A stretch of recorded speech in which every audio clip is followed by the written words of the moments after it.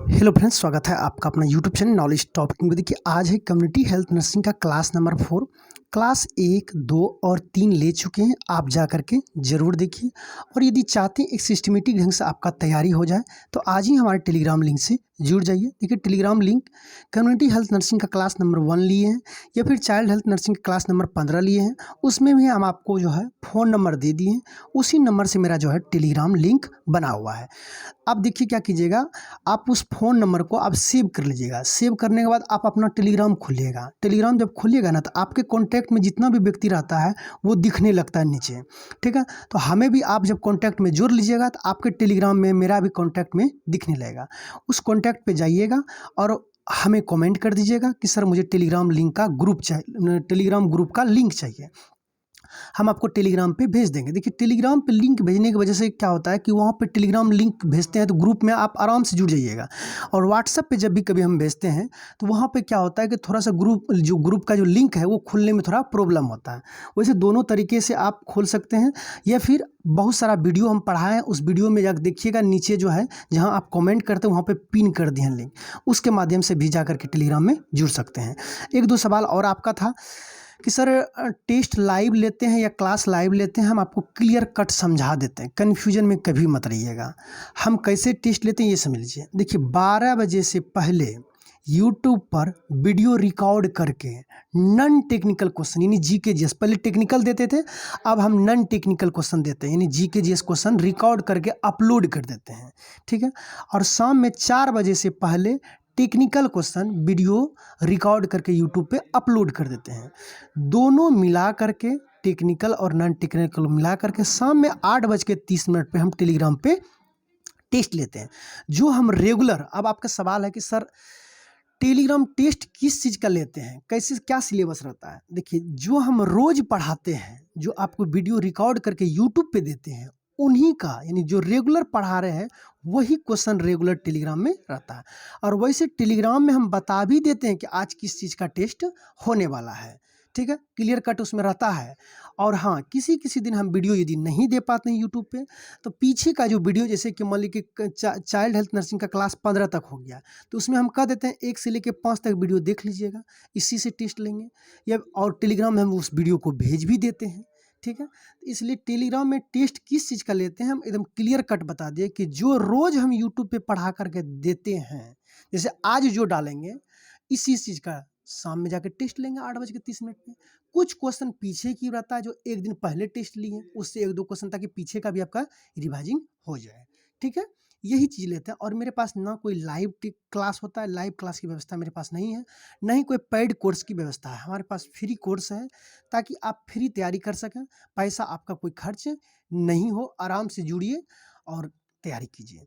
हमें उम्मीद है कि अब आप समझ गए होंगे जो भी बात हम बताना चाहते हैं। चलिए, आज का फर्स्ट सवाल देख लेते हैं। 24 सप्ते पर फंडल की ऊंचाई होती है। देखिए, सबसे पहली बात तो फंडल क्या होता है इस चीज़ को जान लेना है।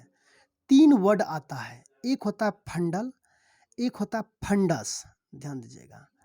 एक होता है फंडल, एक होता है फंडस और एक होता है फीटस, ध्यान दीजिएगा।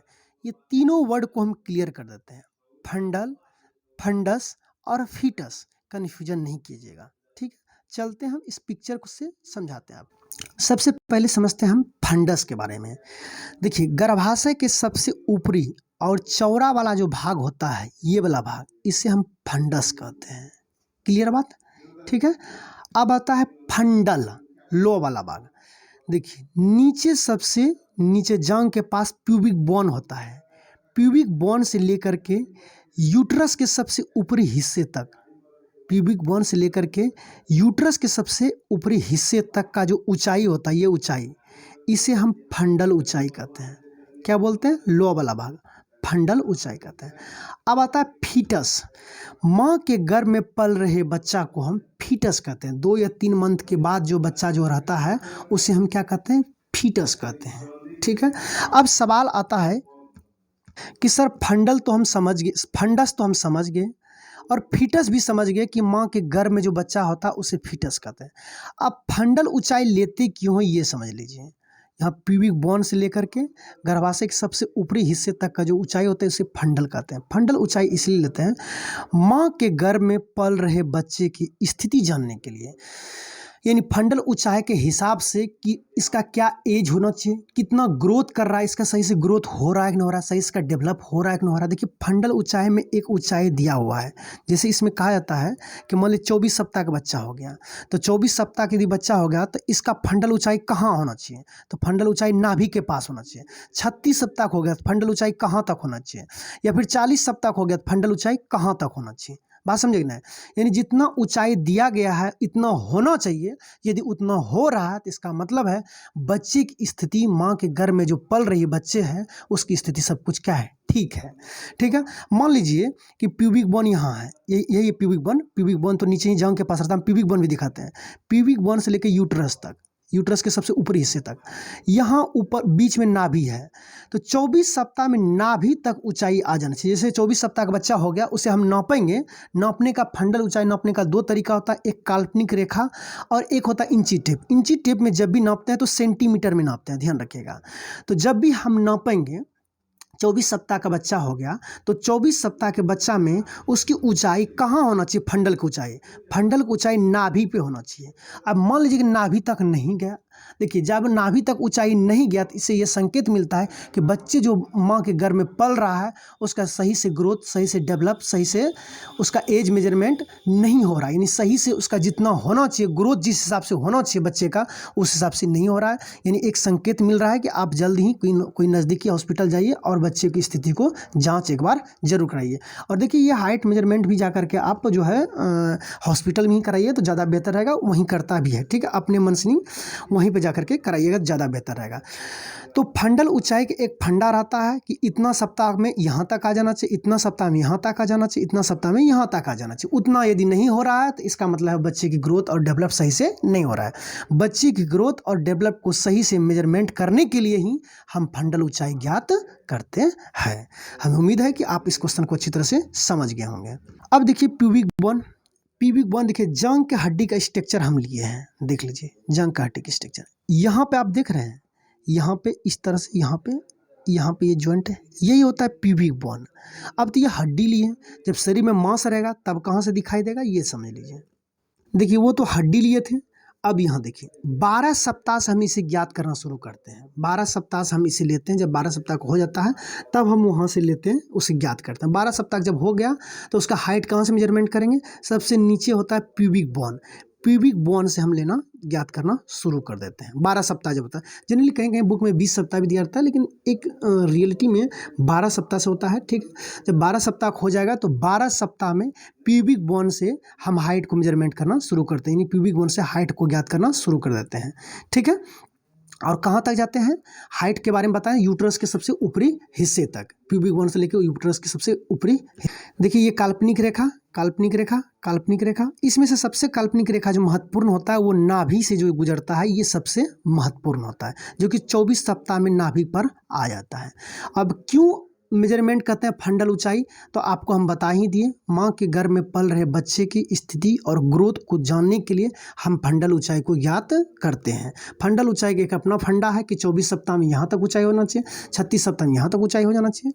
हमें उम्मीद है इस क्वेश्चन को आप अच्छी तरह से समझ गए होंगे, नहीं समझेंगे तो फिर भी आप कमेंट करके ये पूछ सकते हैं, कोई दिक्कत नहीं है। देखिए एक और पिक्चर लिए हैं, यहाँ से 12 सप्ताह से लेना है। ठीक है, 24 सप्ताह में कहाँ आ जाना चाहिए, नाभि पे आ जाना चाहिए। ठीक है, यानी एम्ब्लिकल्स पे आ जाना चाहिए। एम्ब्लिकल्स पे नहीं आया है, उससे नीचे है, तो इसका मतलब है बच्चे में थोड़ा सा कुछ न कुछ प्रॉब्लम है, उसे जल्दी से आके नज़दीकी हॉस्पिटल पे जा करके दिखाइए।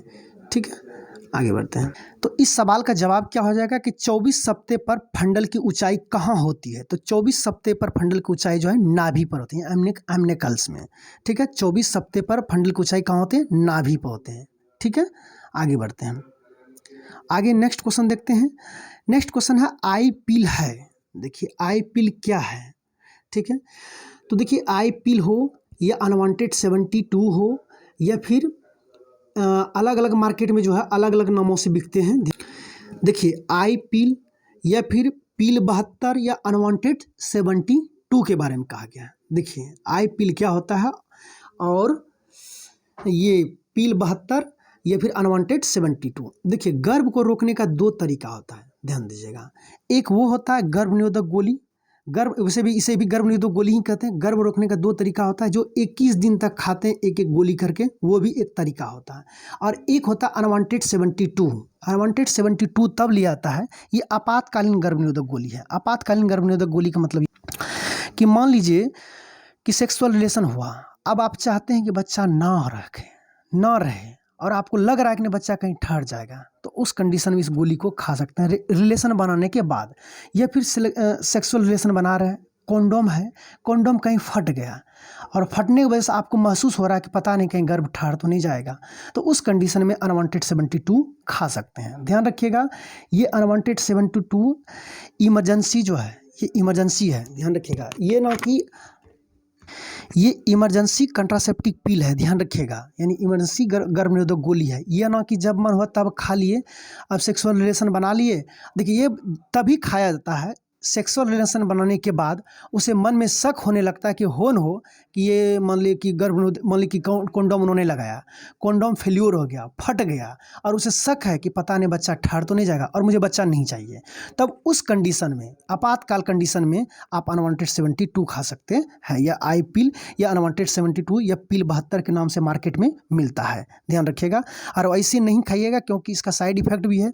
इसे खाने के बाद देखिएगा सर दर्द, उल्टी, या फिर ये पीरियड जो है, आप जैसे खाइएगा पीरियड जो है 6 या 7 दिन के अंदर में पीरियड भी आना शुरू हो जाता है, ठीक है। और उल्टी, सर दर्द ना, ये ऐसे खाना ही नहीं चाहिए। कभी यदि आपको ज़रूरत है तब खाना चाहिए, इन्हीं कि रेगुलर वे पे खाना चाहिए। ये कभी नहीं रेगुलर वे पे खाइएगा। वैसे कहता है कि कोई दिक्कत नहीं होता, लेकिन बाद में भी जाकर के इसका दिक्कत दिखा गया है। इसलिए मेरे समझ से जब कभी भी इमरजेंसी वैसा हो जाए तभी जाकर अनवांटेड 72 या आई पिल या फिर पिल 72 खाना चाहिए गोली। नहीं तो सीधी जनरली जो गर्भ निरोधक गोली आता है 21 दिन वाला, वो ठीक है, ठीक है। तो गर्भ को रोकने का दो तरीका होता है।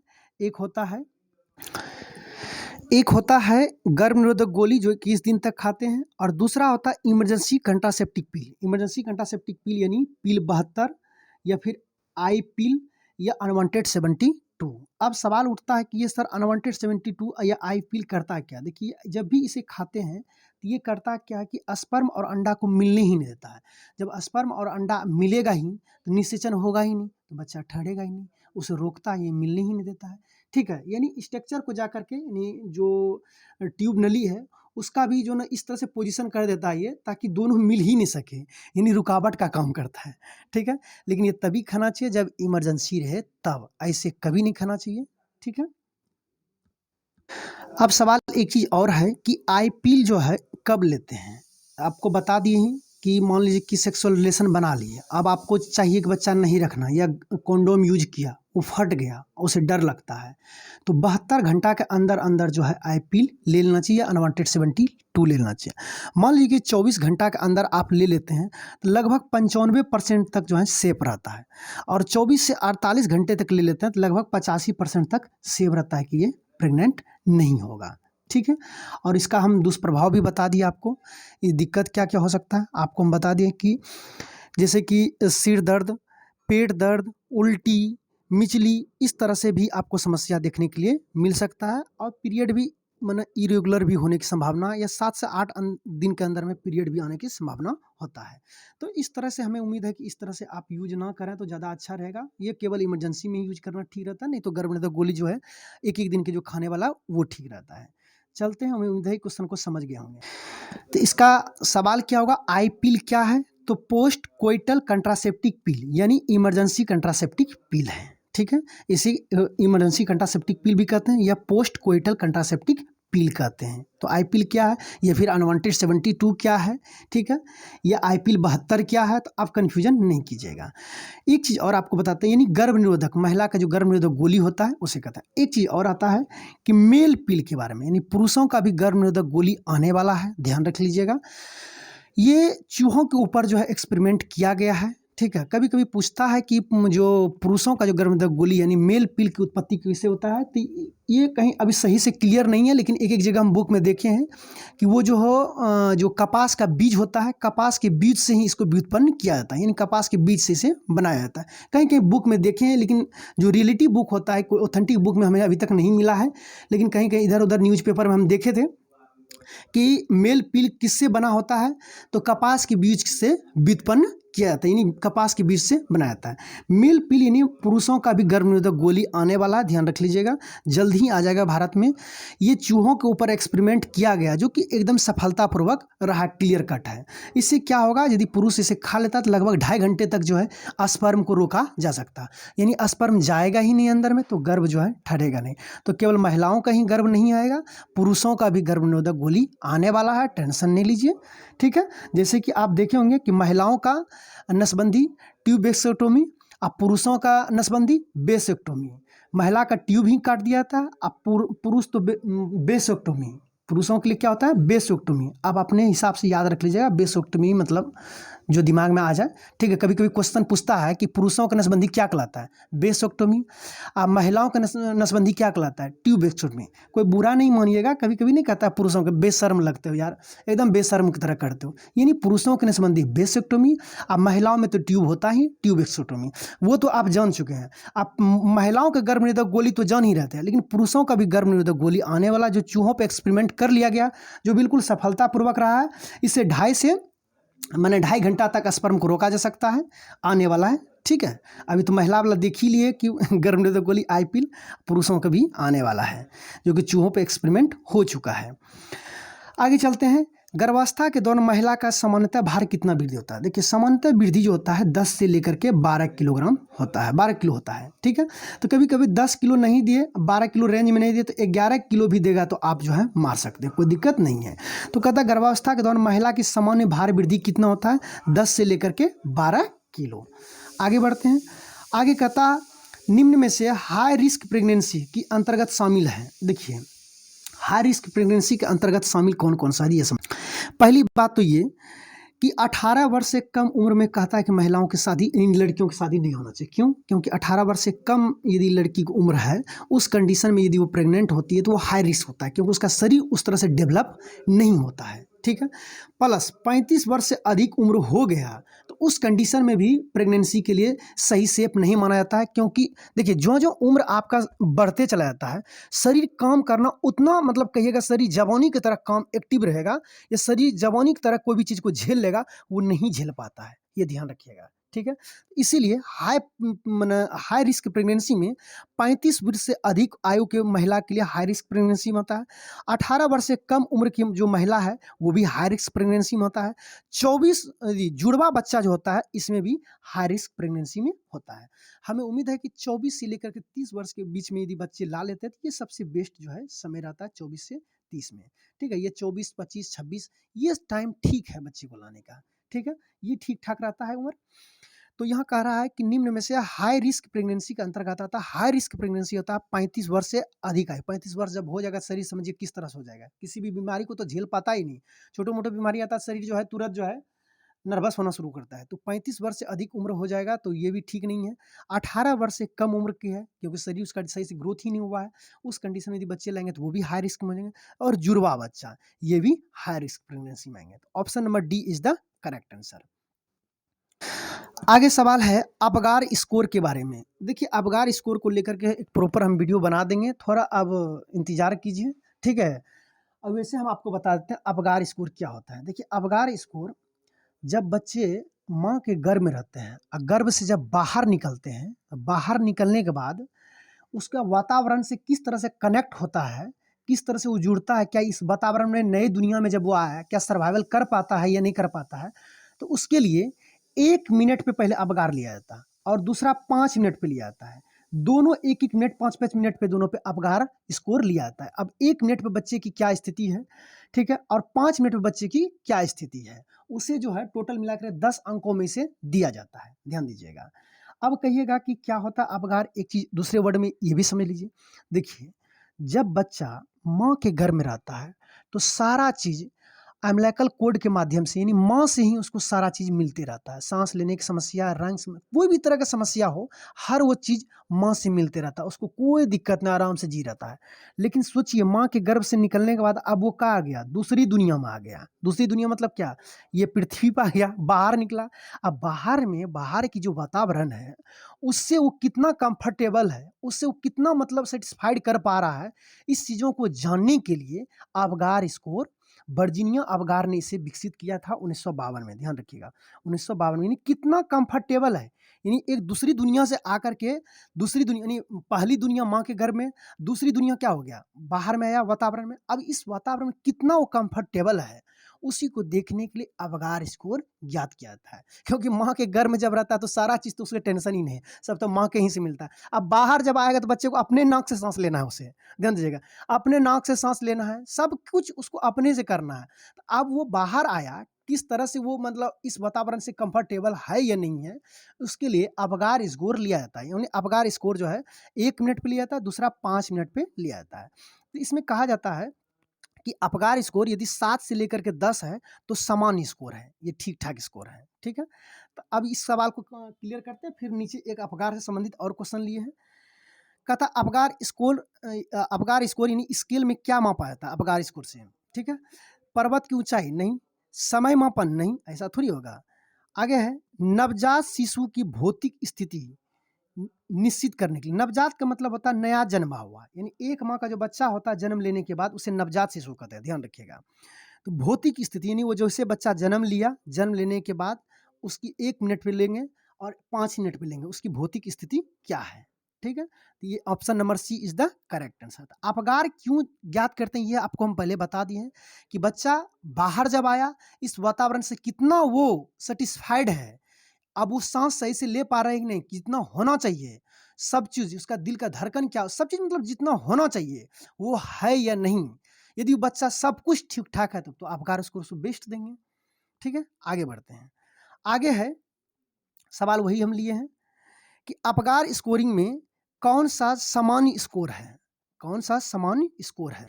देखिए, अवगार स्कोर के बारे में कह रहा कौन सा सामान्य है, ध्यान दीजिएगा, आपको हम पहले भी बता दिए थे अवगार स्कोर के बारे में। अवगार स्कोर जो है वर्जीनिया अवगार ने खोज किया था 1952 में। ध्यान दीजिएगा, बच्चा जन्म लेने के बाद वातावरण के साथ कितना सेटिस्फाइड है, और इसमें 10 पॉइंट दिए जाते हैं, ध्यान दीजिएगा, जिसमें से कि सांस लेना, त्वचा का रंग, इस तरह का सारा इसमें जो है 10 पॉइंट में ज्ञात किया जाता है। और पहला अवगार 1 मिनट पे लिया था, दूसरा जो है 5 मिनट पे लिया जाता है। ठीक है, पहला लिया कि वातावरण के साथ वो जुड़ा तो उसका सांस लेने की क्या दर होना चाहिए, जो दर होना चाहिए वो दर है या नहीं है।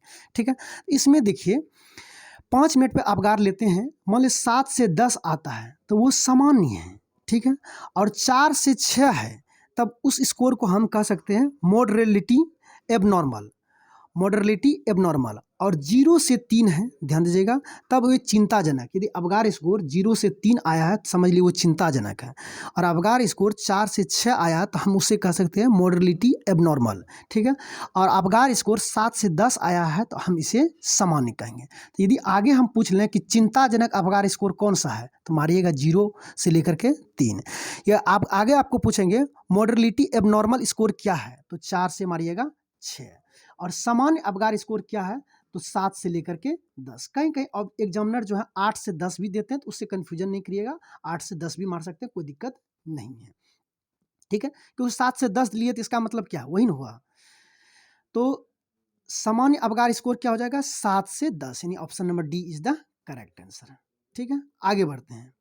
आगे कहता है कि गर्भावस्था के चक्र की सही क्रम क्या है। तो देखिए पहले क्या होगा ये समझ लीजिए, गर्भावस्था के सही चक्र क्या होगा। देखिए सबसे पहले 4 ऑप्शन देखते हैं, निषेचन, भ्रूण, गर्भावस्था शिशु, अंडा, निषेचन, भ्रूण। देखिए अंडा यदि बन रहा है तो इसके साथ स्पर्म भी आना चाहिए, तभी तो निषेचन होगा। अंडा और स्पर्म दोनों होना चाहिए तब निषेचन होगा, ये तो होगा ही नहीं। निषेचन, निषेचन के बाद अंडा थोड़ी होता है, नहीं, अंडा पहले आता है। निषेचन का मतलब होता है स्पर्म और अंडा दोनों मिल गया, नहीं, निषेचन नहीं होगा। उसके बाद कहता है कि भ्रूण, पहले भ्रूण हो जाएगा बाद में निषेचन होगा, नहीं, निषेचन के बाद ही भ्रूण बनता है। ठीक है, तो ऑप्शन नंबर ए ठीक है। ऑप्शन नंबर ए है, यानी निषेचन हो गया। निषेचन का मतलब अंडा और स्पर्म मिल गया, ठीक है। उसके बाद क्या बनेंगे, भ्रूण बनेंगे। भ्रूण के बाद क्या बनेंगे, गर्भावस्था शिशु। देखिए 2 से लेकर के 9 सप्ताह तक के जो बच्चा होता है गर्भ में, उसे भ्रूण कहा जाता है, ध्यान रखिएगा, ठीक है। उसके बाद शिशु उसका नाम पड़ता है। तो ये सही होगा, गर्भ चक्र का सही क्रम क्या, पहले निषेचन होगा, उसके बाद भ्रूण होगा, उसके बाद जो गर्भावस्था शिशु होगा, ठीक है। Option number A is the correct answer, बाकी सब ऑप्शन नहीं होंगे।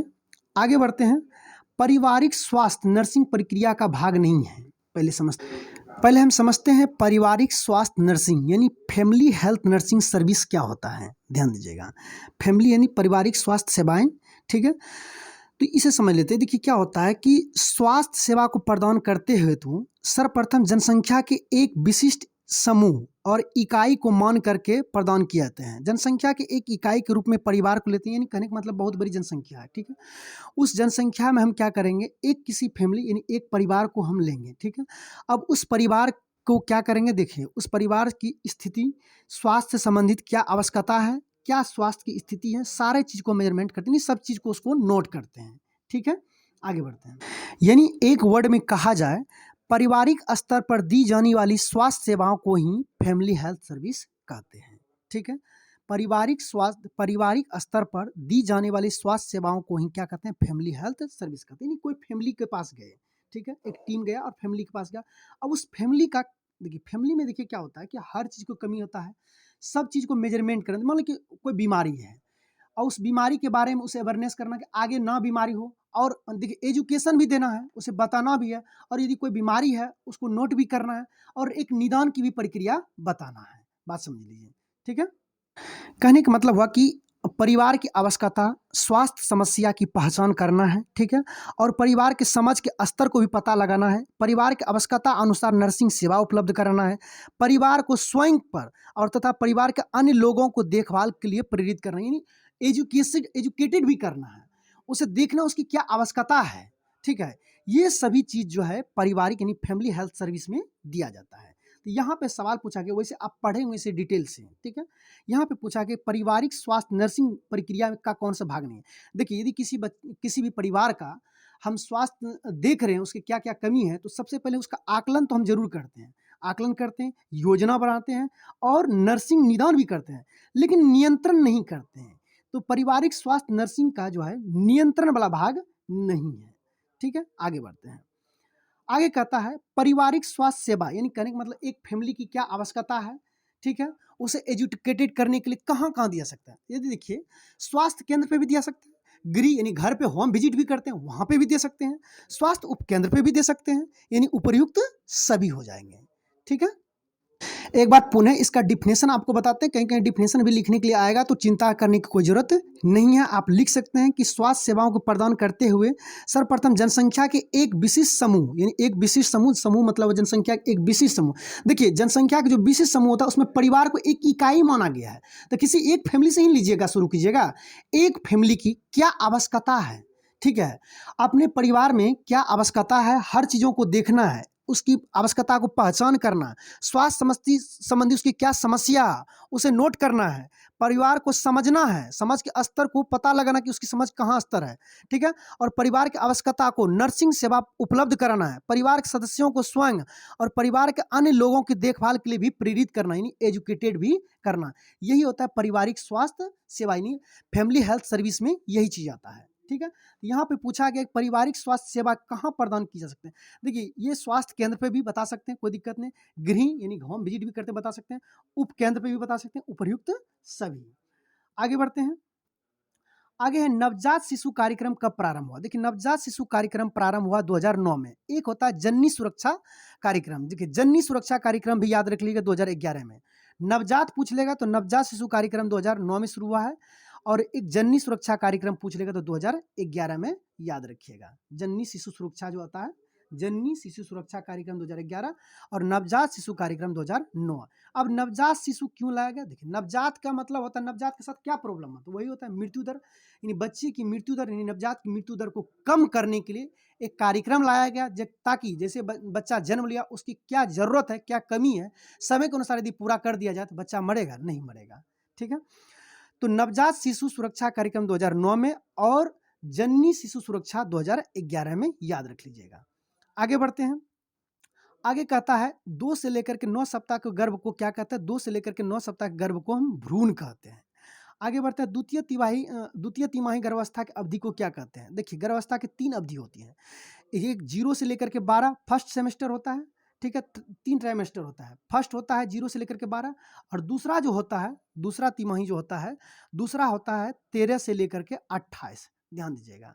और तीसरा जो होता है 29 से लेकर के, बाकी आगे बढ़ जाइए जहाँ तक होता है, ठीक है? तो 3 भागों में से बाँटा गया गर्भावस्था को। पहला 0 से लेकर के 12, दूसरा जो है 13 से लेकर के 28 और तीसरा जो है 29 से लेकर के ऊपर, ठीक है? तो यहाँ पे पूछा गया है द्वितीय तिमाही का अवधि क्या होगा? 13 से लेकर के 28 सप्ताह तक, ठीक है? हमें उम्मीद है कि वीडियो को हम अच्छी तरह से समझाने का कोशिश किए हैं। यदि आपको समझ में आ जाता है तो अपना बेस्ट देने के लिए कमेंट में नहीं छोड़िएगा और लाइक करके ज़रूर जाइएगा, ठीक है?